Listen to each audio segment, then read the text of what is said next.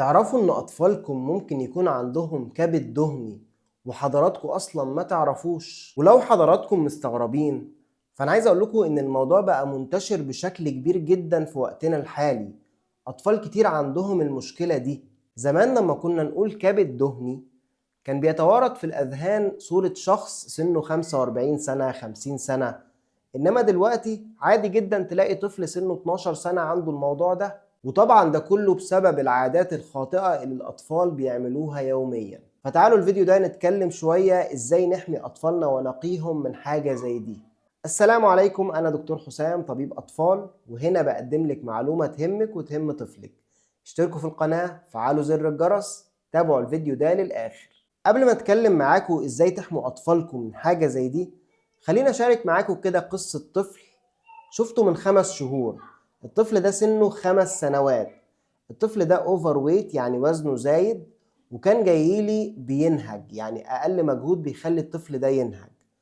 بعد ما فحصنا الطفل وطلبنا تحاليل، منها كان الليبيد بروفايل اللي هو تحليل الدهون، اتفاجئنا بحاجة غريبة جدا. اتفاجئنا ان الدهون الثلاثية عالية بشكل غريب. طفل سنه 5 سنين يعني لسه بيبدأ حياته حرفيا، نلاقي الدهون الثلاثية عنده عالية.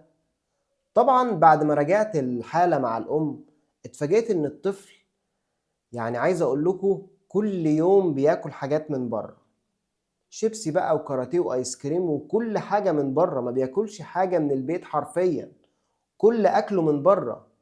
اقول لها ازاي يا ماما بتعملي كده مع طفلك؟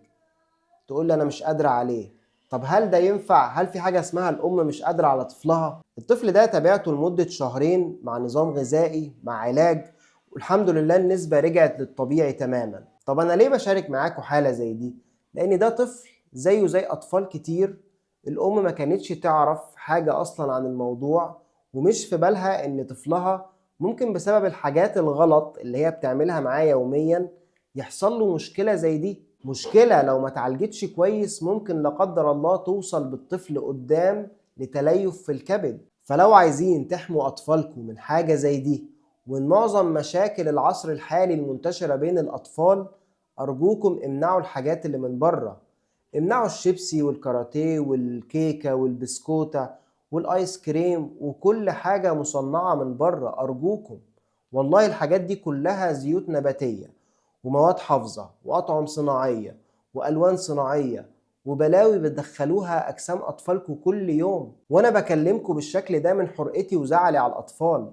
أنا شايف الأطفال بعناية ما بقتش صحتها زي زمان. الطفل دلوقتي بيبذل أقل مجهود بيتعب ويقعد، ما بيعرفش يطلع سلم. فمن فضلكم ارجعوا لأكل البيت، ارجعوا لحتة الجبنة القريش والسلطة، ارجعوا للفرخة واللحمة، ارجعوا للسمك، ارجعوا للحاجات الصحية في البيت.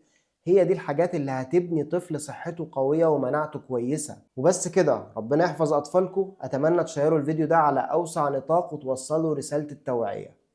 سلام.